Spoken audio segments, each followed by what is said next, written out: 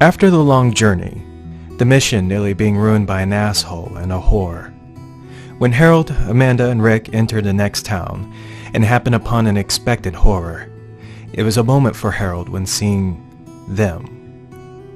There they were, nature's filth, the blight on God's green earth, the Bloodskins, the ones who had taken Harold's precious Lori. I don't think we need to explain their trademark. And now with a team and a plan, Harold Lore has these Bloodskins right where he wants them to be.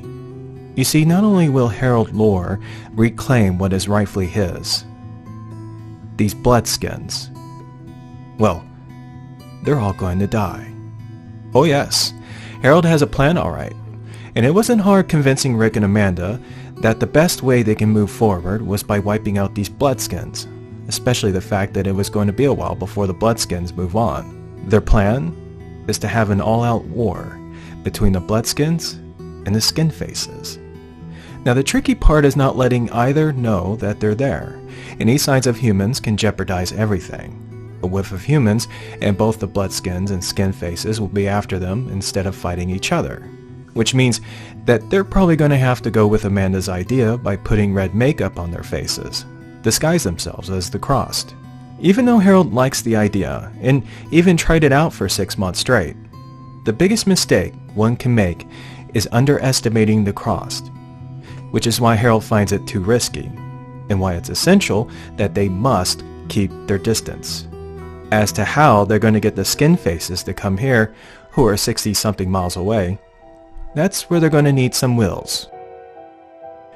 It took all day, but Harold, Rick, and Amanda did manage to find a truck in the far end of the town.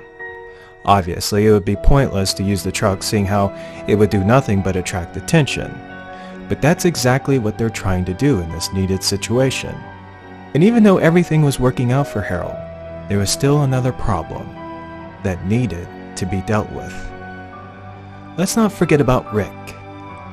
Slick Rick, who had not only made the whore Claire his personal trollop, but he had to go and make a move on Amanda without missing a beat. I'm not sure how many times Harold came close in putting a bullet in Rick's head. He just had to go and fuck his Amanda. But thankfully, Claire's soothing lips was just enough to calm Harold when having these urges, just enough to stay focused and patiently wait for the right moment to make Slick Rick suffer for what he had done.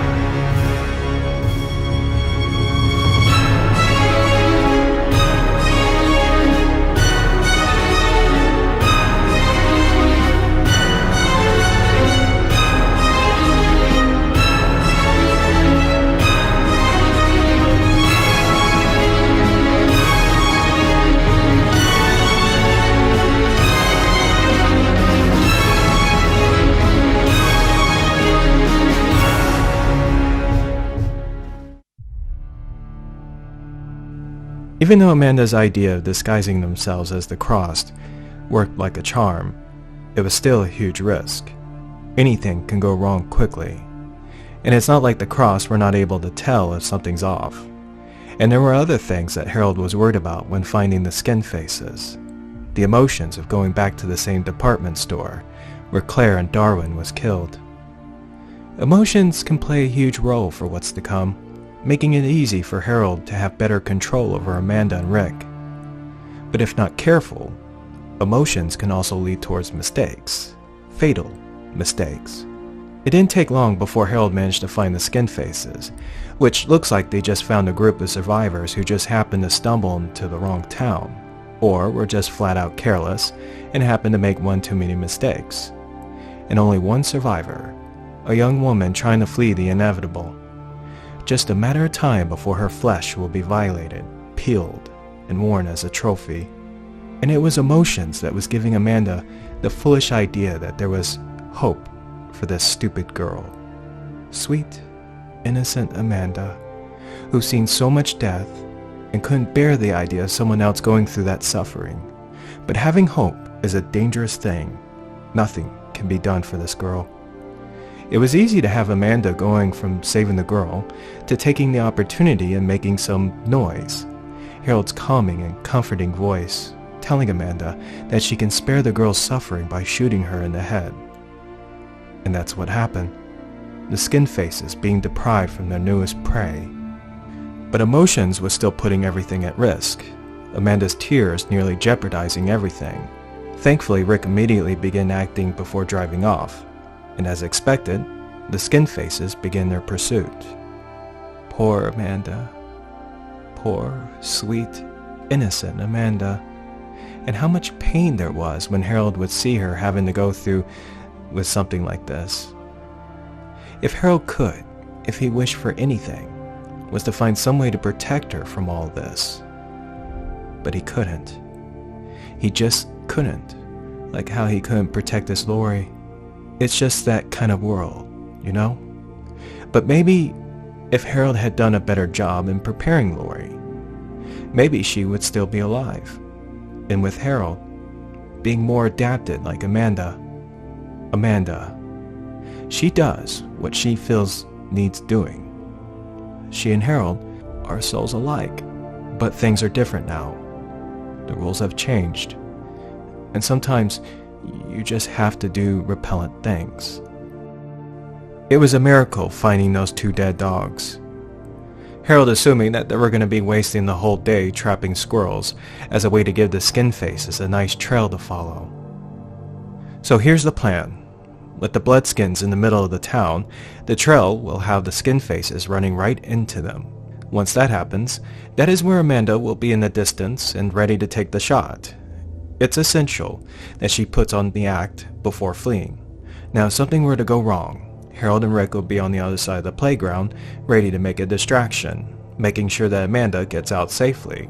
Hopefully, nothing goes wrong, and everyone can sit back and enjoy the show.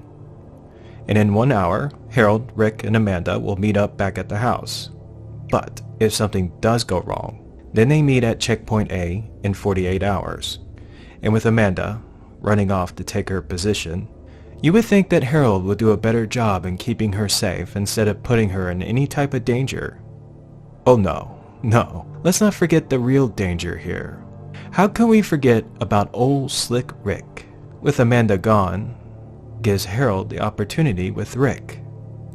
And all damn day, Harold has been waiting for this moment. Not even Claire's lips could calm him. That rage within, pinting up on a higher plane. An hour passed, then it was 2, and the adrenaline Harold felt when seeing the skin faces showing up, right where Harold wanted them to be, and how beautiful it was to see how everything was working out so perfectly. Harold's heart dropped, the saliva dripping from his mouth when seeing the monsters gathering. Hold your breath and wait. Harold, waiting for his lover's crisp clarion call. Then crack, the sound of a perfect shot, and how Amanda performed her role so perfectly. The one shot that started it all, crossed against crossed. The chaos, the screaming, the laughing, oh what a show. The crossed. How Harold finds them to be quite simple and very predictable. And since the day when the world turned red, Harold had gotten along much easier than before. Back then, everything was so complicated. You never knew where you stood. You didn't even know who was lying, who was talking about you, who was telling your children that you're dangerous. And to make another man call him Daddy. Harold was never meant for that world. Say what you want. The crossed are the honest faces of the world, and Harold loves them for that. It's people that Harold hates. Which brings us to the moment that Harold has been waiting for all day. The true enemy of our story. Slick Rick. Still putting on a show, thinking that Harold will buy his act of having a care for Amanda's safety. Oh, don't worry, Rick. Unlike you, Amanda's gonna be okay. Rick, confused when seeing Harold pointing the gun at him. Stupid dumb fuck, never saw it coming. If Rick had a chance, he would have went for the gun himself. Harold must have shot Rick 16 or 17 times. Don't really know. Doesn't matter. God, it felt so good emptying the clip on Rick. Such a drive when Harold watched Rick cry out in agony. But no, Harold didn't kill Rick. Just shot his arms and legs before wanting to show him a nice trick he learned from the cross a while back. Something he's been wanting to do for a long time, and that's where Harold broke Rick's jaw with the butt end of the gun. Stupid, dumb fuck. Oh, slick Rick. Looks like he underestimated Harold. And now here he is, arms and legs shot up, jaw completely shattered, and those gargling sounds of pain and yearning for mercy, doing nothing but giving Harold a huge turn on. He's hard now, and very bad things are going to happen to Rick. Guess what, Rick? The mission, the safe haven, the scientist, was all bullshit. It was all a lie just to get to the Bloodskins. But Harold didn't think it would end like this for Rick. Honestly, he thought that Rick was one of the good guys, and that the problem was Darwin and that filthy whore they were carrying around. Until Slick Rick here decided to show his true colors that night, and that's why Harold is going to reintroduce Rick with his dead girlfriend. You remember Claire, right, Rick? Or did you suddenly forget when you were too busy fucking Amanda?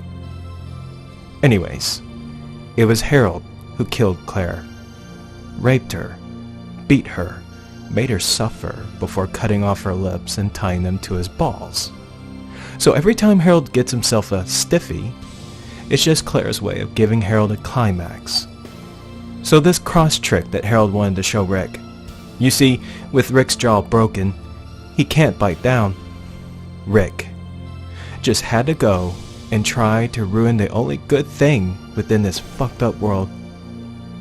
So what's going to happen is that Harold is going to screw Rick's esophagus and watch him as he chokes on his semen. Just like what he did to Harold's poor Amanda. The terror in Rick's eyes, the tears going down his cheek. The same fear that Amanda and all those women must have felt when falling prey to Rick's filthy, perverted ways.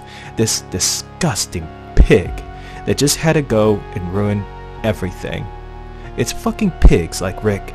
Why women hated and feared men when the world was so complicated. Who can only love a woman when he wants his dick wet. And Rick just had to go and fuck the only thing that's worth loving in this world. So after Harold's done with Slick Rick here, he's gonna drive down in the middle of that cross fight and toss Rick out in the middle of all that shit and let the cross do the same thing to him. Afterwards, Harold's gonna have himself a good laugh, save Lori, which was the real reason for all this, by the way, and meet up with Amanda. And guess what, Rick? They're all gonna live happily ever after. Harold Lore. Say what you want about him, but it's true. He is a king of this world. This man who now walks amongst the bloodied remains of his conquest. All these bodies, butchered, beaten, raped. Who would dare stand between Harold and his precious Lori? All this you see is because of Harold Lore. And God, how ecstatic Harold felt when seeing the beauty of his work. How he felt like those women in a Maxi Pad commercial. Didn't Harold say that he could do it better? Didn't he promise that when the cross took his Lori away? You people think that the only thing to fear about this world is the cross?